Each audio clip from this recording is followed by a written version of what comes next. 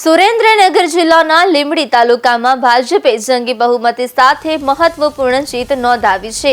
રડોલ 2 ગામમાં ભાજપના ઉમેદવાર રાજુબેન અબ્રામભાઈ વારૈયાએ 1814 મતની વિશાળ લીડ સાથે ભવ્ય વિજય મેળવ્યો છે. તે જ રીતે રડોલ 1 ગામમાં મયુરીબા કૃપાલસિંહ રાણાએ પણ જંગી બહુમતી સાથે 939 મતની લીડ મેળવી જીત નોંધાવી છે.